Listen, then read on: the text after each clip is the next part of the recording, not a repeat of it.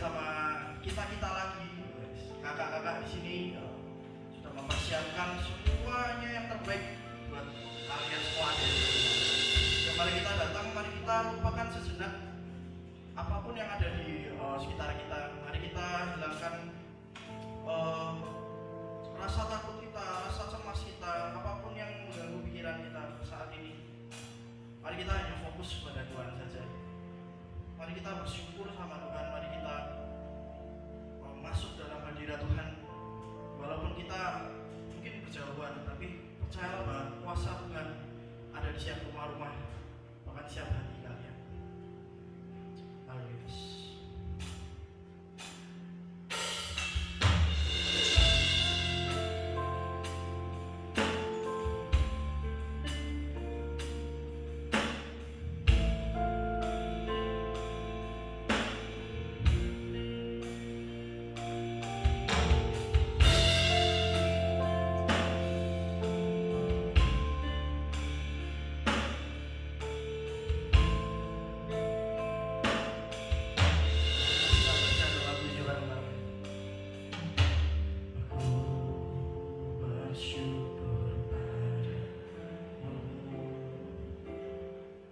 Atas segala perbuatanmu yang ajaib di hidupku, Kau mati gantikanku, menebus semua kesalahanku.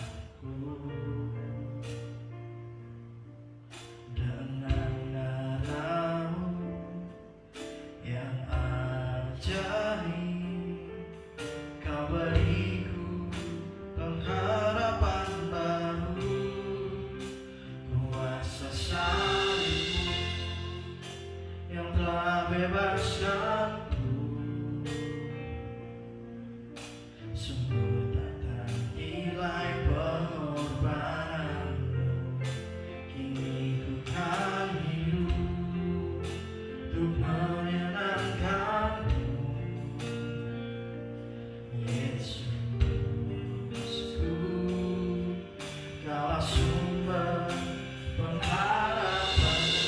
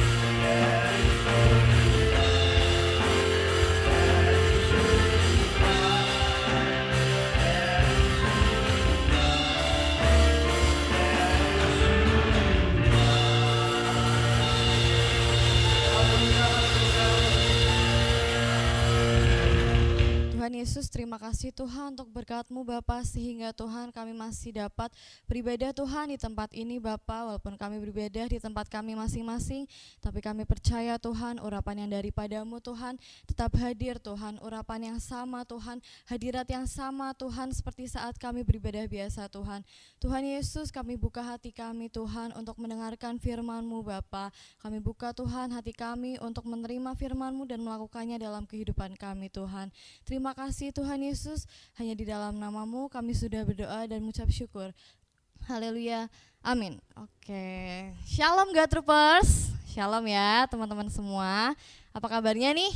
Sehat selalu ya, tetap jaga kesehatan, tetap jaga imunitas tubuh ya. Makan makanan yang bergizi, terus minum banyak air putih, olahraga yang cukup, dan yang terutama istirahat yang cukup ya. Jangan banyak begadang nih, mumpung masih di rumah, banyak yang suka begadang ya. Tetap perlu istirahat yang cukup ya. Oke, di minggu-minggu yang lalu kita sudah banyak ya belajar tentang teladan, apa itu teladan, dan banyak sekali macam variasi dari teladan ini. Ada teladan dalam kasih, teladan dalam pantang menyerah, teladan dalam kesabaran, dan masih banyak lagi ya. Nah, teladan ini tuh merupakan tema tahun kita ya. Bagaimana kita tumbuh menjadi seorang teladan, sama seperti Yesus ya. Ketika Yesus bersama murid-muridnya, Tuhan Yesus menjadi teladan bagi murid-muridnya. Nah, hari ini kita juga akan masih belajar mengenai teladan, namun berbeda konteks ya. Hari ini kita akan belajar tentang teladan dalam kejujuran. Nah, kejujuran ini kita udah lama banget ya belajar tentang kejujuran ini. Dari kita kecil, di rumah, di sekolah minggu, orang tua dan guru-guru sekolah minggu kita mengajarkan tentang kejujuran.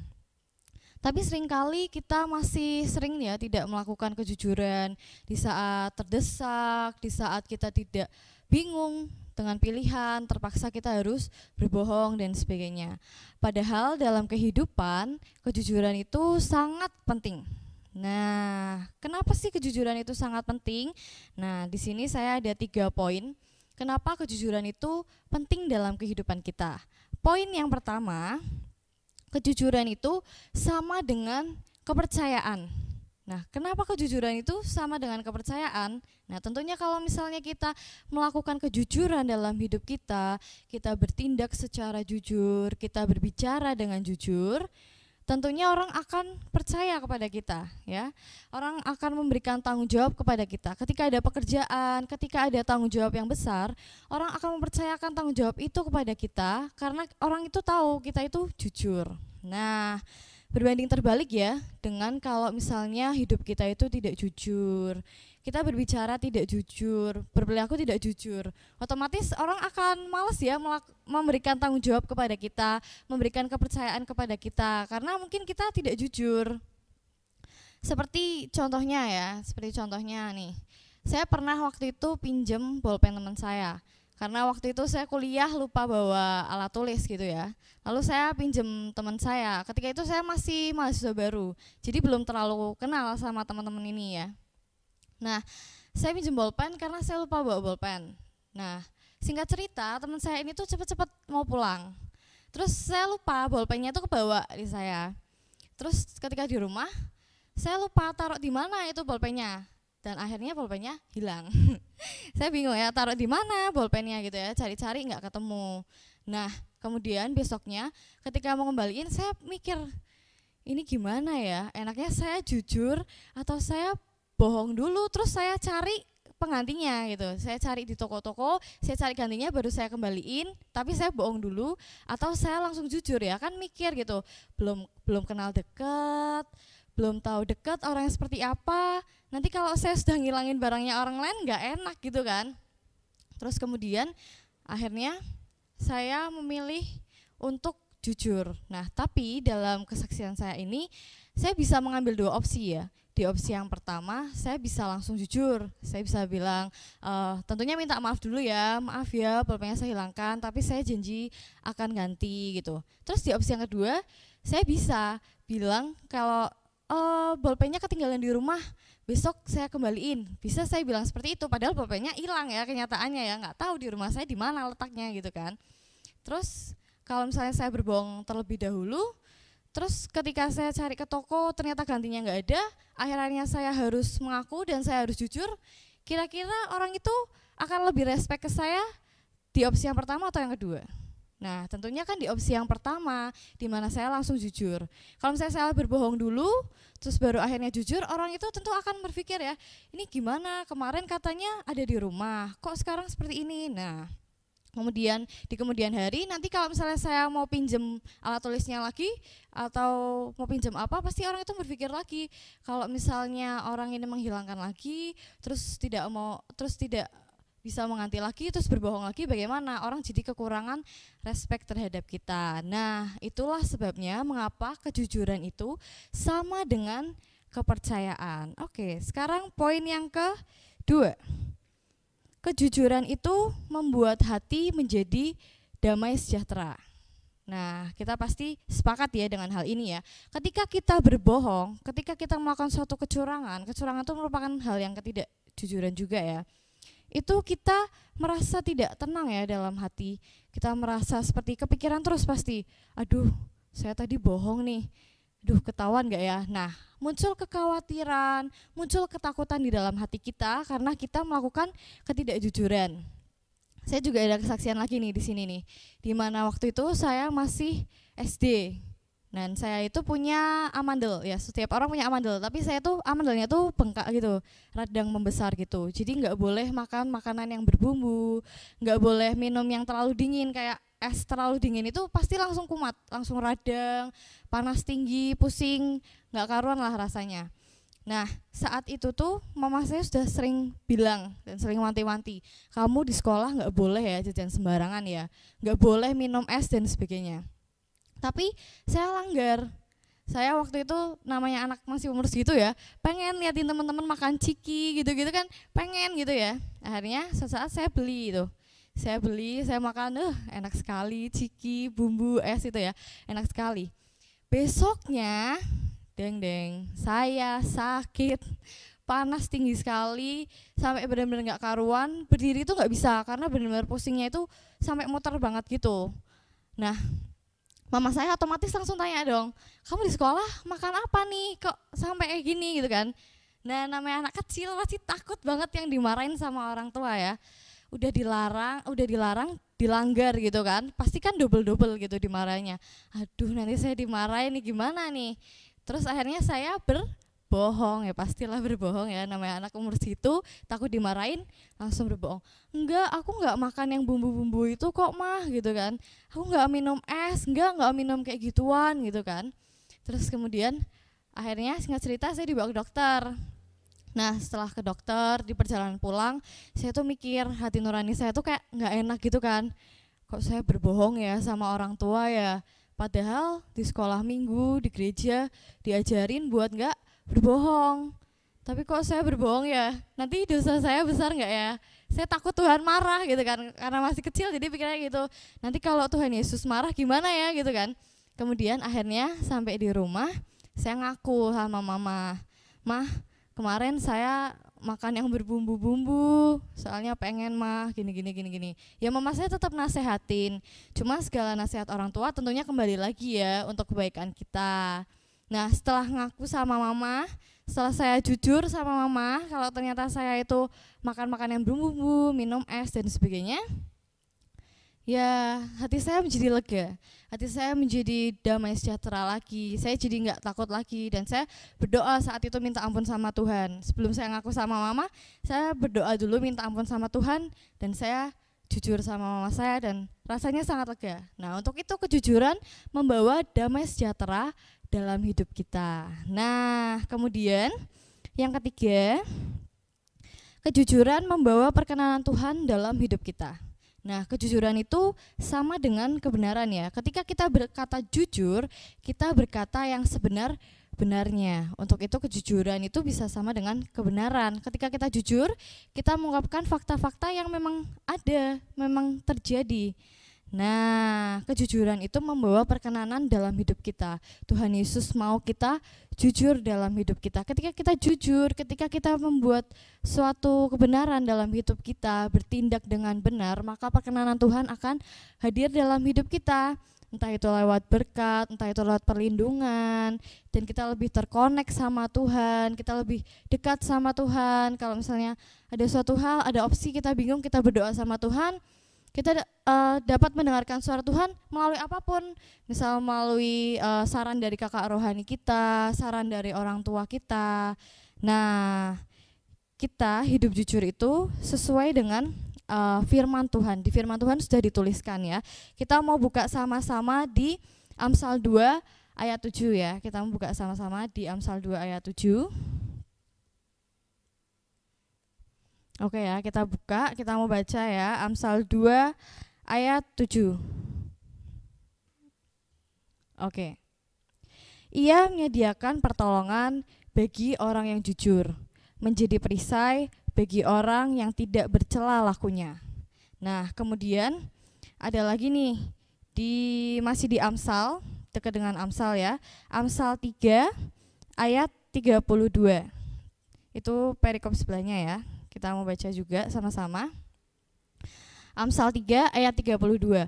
Karena orang yang sesat adalah kekejian bagi Tuhan, tetapi dengan orang jujur ia bergaul erat. Nah, dalam firman Tuhan pun sudah jelas ya, kalau Tuhan itu mau bergaul erat dengan orang yang berbuat jujur, orang yang berbuat benar. Nah, untuk itu sebagai anak-anak Yesus, anak-anak murid-murid Yesus, kita harus mencontoh dan meneladani Tuhan Yesus. Kita harus bertindak seturut dengan apa yang telah difirmankan oleh Tuhan. Kalau kita harus berbuat jujur. Nah, kita sudah tahu nih, kita sudah dengar tentang kejujuran dari kita kecil. Di sekolah minggu, di sekolah diajarin sama guru, dari kecil diajarin sama orang tua. Tapi kenapa sih? Kenapa ya kadang tuh kita masih melakukan ketidakjujuran itu, kenapa ya? Nah, menurut refleksi diri saya sendiri ya, saya refleksikan diri sendiri, kenapa ya kadang saya masih berbuat ketidakjujuran, itu ada beberapa hal. Yang pertama, alasan yang pertama itu takut tertimpa masalah atau dimarahin. Nah, ini kita pasti sering banget ya ini, apalagi anak muda ini ya.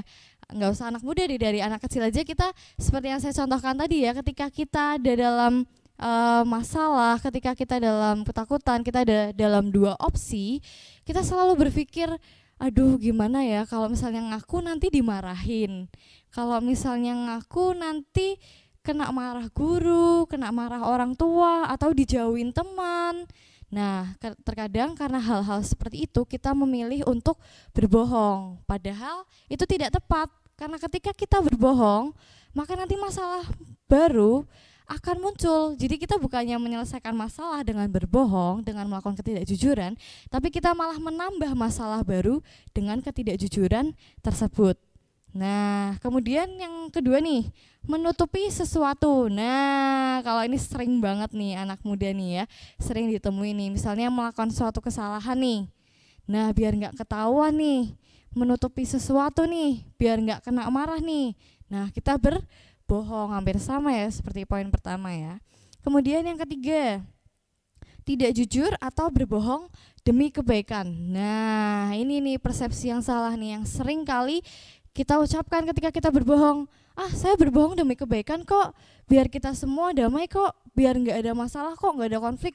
Itu nggak benar ya. Kebohongan tetap kebohongan. Nggak ada ya kebaikan yang dibuka dengan sebuah kebohongan, itu nggak ada. Kebohongan tetaplah kebohongan dan itu nggak boleh ya. Ketidakjujuran tetap saja ketidakjujuran. Tidak ada alasan untuk menutupi suatu kebaikan, karena kebaikan itu nggak mungkin ditutupi dengan suatu kebohongan. Kebohongan akan menimbulkan masalah yang baru. Dan yang keempat adalah memperoleh keuntungan untuk diri sendiri.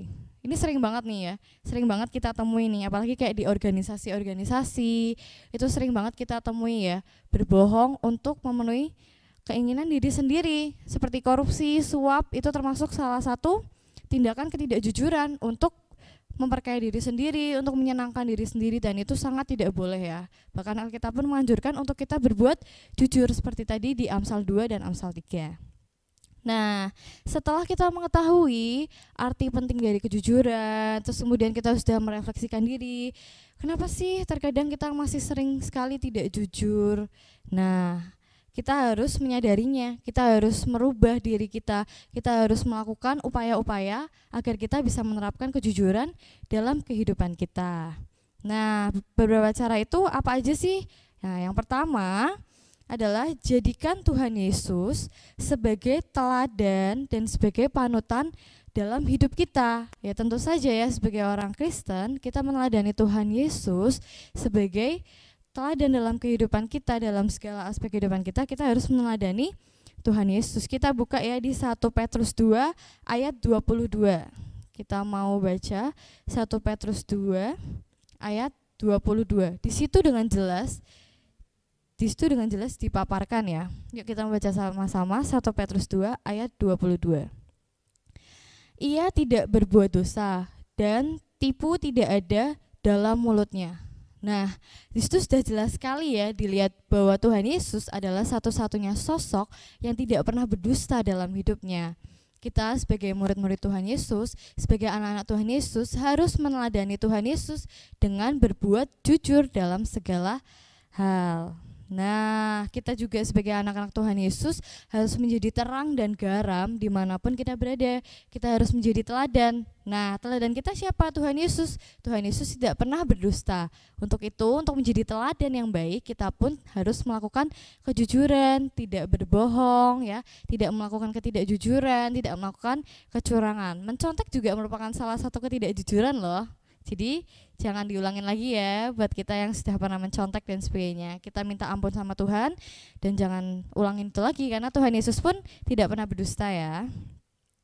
Kemudian jadikan kejujuran sebagai kebiasaan atau habit kita. Nah, ada nih beberapa orang nih yang sering menjadikan ketidakjujuran sebagai habit dalam hidupnya, sebagai kebiasaan, karena sudah terlalu sering berbohong ya, jadi itu tuh jadi kayak kebiasaan. Jadi kalau segala sesuatu apa-apa berbohong. Nah, itu harus diubah dengan cara merubah kebiasaan kita. Nah, dengan cara gimana? Dengan merubah niat. Dengan merubah niat kita yang tadinya mau berbohong menjadi niat kita untuk melakukan kejujuran. Kita harus menumbuhkan niat kita untuk melakukan kejujuran. Saya pernah baca bahwa ketika kita melakukan suatu hal secara berulang-ulang selama 40 hari, maka hal itu akan menjadi kebiasaan. Nah, untuk menerapkan kejujuran ini bisa nih kita challenge nih diri kita nih. Selama 40 hari kita benar-benar melakukan kejujuran, nggak boleh melakukan ketidakjujuran. Bisa nih kita terapkan nih ya.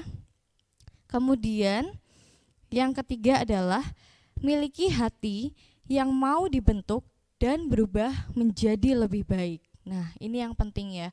Sebagai anak-anak Tuhan, kita harus punya sikap hati yang benar akan segala sesuatu. Kita harus punya respon yang benar akan segala sesuatu dan hati yang mau dibentuk. Hati yang mau dibentuk itu seperti apa? Seperti mau menerima saran dari orang lain untuk kebaikan kita. Seperti tadi saya contohkan, misalkan kita ada 2 opsi ya dalam kehidupan ya.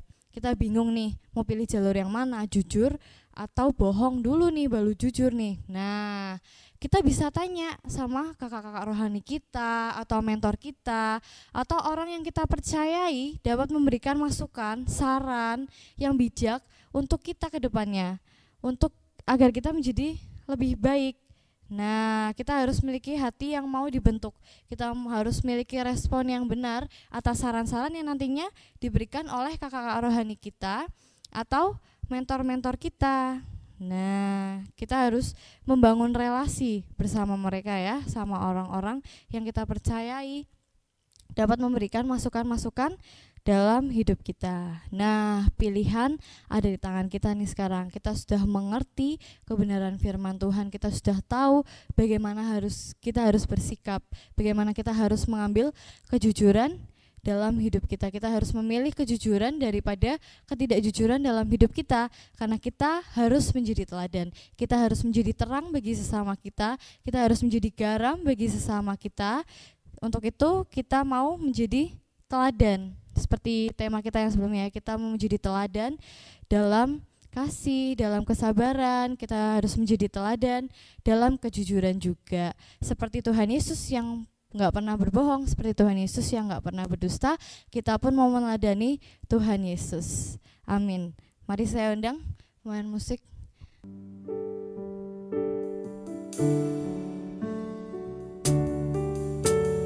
Ku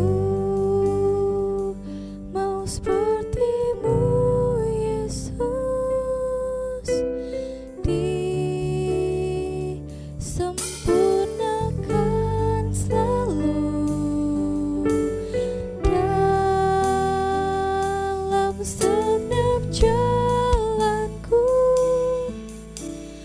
memuliakan nama-Mu. Ku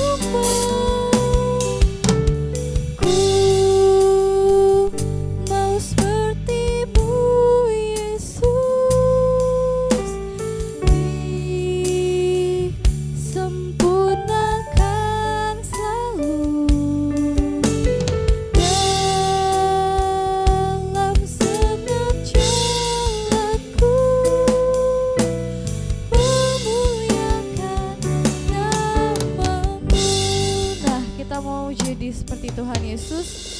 Kita benar-benar mau meneladani Tuhan Yesus. Kita mau akhiri ibadah kita mau berdoa sama Tuhan Yesus. Benar-benar kita mau berkomitmen untuk menjadi teladan dalam kejujuran. Bapa di surga, terima kasih Tuhan Yesus untuk semuanya Tuhan, untuk hari-hari indah yang Kau berikan kepada kami Tuhan. Terima kasih Tuhan Yesus untuk berkat-Mu yang tidak pernah habis Tuhan dalam kehidupan kami Tuhan. Engkau tetap mengasihi kami Tuhan, Engkau tetap memberkati kami Tuhan. Terima kasih Tuhan, terima kasih Tuhan untuk pembawaan firman-Mu pada sore hari ini Tuhan. Kami percaya Tuhan Yesus, firman-Mu akan bertumbuh Tuhan dalam hati setiap kami Tuhan. Firman-Mu akan kami Tuhan laksanakan Tuhan. Kami berkomitmen Tuhan untuk menjadi teladan Tuhan, sama seperti Engkau Tuhan menjadi teladan dalam kejujuran Tuhan. Tidak hanya menjadi teladan dalam kejujuran Tuhan, tapi juga teladan dalam kasih Tuhan, teladan dalam kesabaran Tuhan. Dan kami ingin menjadi semakin serupa dengan-Mu Bapa. Kami ingin memperbaiki hidup kami Tuhan, dan kami ingin menjadi lebih baik lagi Tuhan dari hari ke hari Tuhan. Terima kasih Tuhan, kami percaya Tuhan Yesus, Engkau menutup bungkus kami dengan darah-Mu Tuhan. Engkau tetap melindungi kami dimanapun kami berada Tuhan.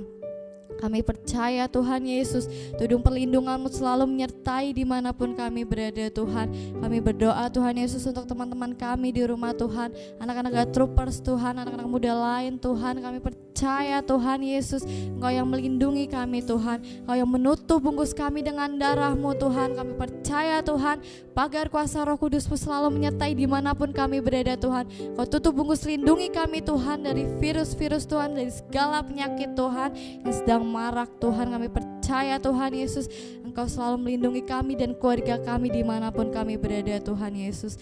Kami juga berdoa Bapa untuk pemimpin-pemimpin negara kami Tuhan, yang mengatur Tuhan regulasi di negara kami Tuhan. Kami percaya Tuhan Yesus, Engkau segera pulihkan Tuhan negara kami Tuhan. Engkau segera pulihkan Tuhan dunia ini Tuhan dari virus corona ini Bapa. Kami percaya Tuhan Yesus, Engkau mengurapi kami semua Tuhan. Engkau melindungi, Engkau menjagai Tuhan, dan Engkau segera memulihkan Tuhan negara-negara yang ada di dunia ini Tuhan, terutama Indonesia Tuhan, terutama kota kami Pekalongan Tuhan. Kami percaya Tuhan Yesus, Engkau segera sembuhkan Tuhan segala pasien-pasien Tuhan yang sudah terkena corona ini Bapa. Tuhan Yesus, kami juga percaya Tuhan, Engkau melindungi Tuhan para dokter dan para perawat di luar sana Tuhan. Mereka Tuhan pejuang garda terdepan Tuhan. Engkau yang lindungi Tuhan Yesus, Engkau yang tutup bungkus dengan darah-Mu Tuhan. Kami percaya Tuhan Yesus, Engkau memberikan kekuatan Tuhan kepada mereka, Engkau memberikan kesehatan Tuhan kepada mereka, sehingga mereka dapat merawat Tuhan semua pasien-pasien yang terkena virus corona Tuhan, hingga semuanya sembuh di dalam nama Tuhan Yesus. Kami percaya Tuhan Yesus, Engkau hadir Tuhan untuk menyembuhkan mereka Tuhan. Kau memberikan kekuatan Tuhan kepada para dokter-dokter Tuhan, juga pada dokter-dokter Tuhan yang sudah terkena virus corona Tuhan, kepada dokter-dokter yang sudah positif corona. Kami percaya percaya Tuhan Kau segera sembuhkan di dalam nama Tuhan Yesus, sehingga mereka dapat bertugas kembali Tuhan untuk membantu menyembuhkan para korban virus corona ini Tuhan. Terima kasih Tuhan Yesus untuk semuanya Bapa. Terima kasih Tuhan Yesus untuk pemberitaan firman-Mu pada sore hari ini Tuhan. Kami tidak berhenti Tuhan untuk berdoa dan terus berpengharapan kepada-Mu Tuhan, agar segera virus ini lalu daripada kami Tuhan, agar semuanya kembali pulih Tuhan. Kami percaya Tuhan Yesus, ekonomi akan segera pulih Tuhan. Kami percaya Tuhan, segala usaha-usaha akan segera pulih Tuhan. Bidang pendidikan semua Tuhan, bidang pemerintahan Tuhan, semuanya Engkau yang berkati, Engkau yang tutup bungkus dengan darah-Mu Tuhan. Kau pulihkan Tuhan negeri kami Tuhan, Kau berkati Tuhan. Kami percaya Tuhan, kemenangan terjadi di sini Tuhan, kesembuhan terjadi di sini Tuhan, dan pemulihan terjadi di sini Tuhan. Terima kasih Tuhan Yesus untuk semuanya. Kami bawa Tuhan hati kami ke dalam tangan-Mu Tuhan. Bentuk hati kami lebih lagi Tuhan, agar kami dapat Tuhan menjadi semakin serupa dengan-Mu dan mampu melakukan firman-Mu dalam kehidupan kami Tuhan. Terima kasih Tuhan Yesus, hamba-Mu selesai berbicara Tuhan, tapi kami percaya Tuhan Yesus, disinilah firman mulai untuk dilakukan Tuhan. Disinilah ada kegerakan Tuhan untuk semakin menaati firman-Mu Tuhan, untuk melakukan firman-Mu dalam kehidupan kami Tuhan Yesus. Terima kasih Bapa, hanya di dalam nama Tuhan Yesus Kristus kami sudah berdoa dan mengucap syukur. Haleluya.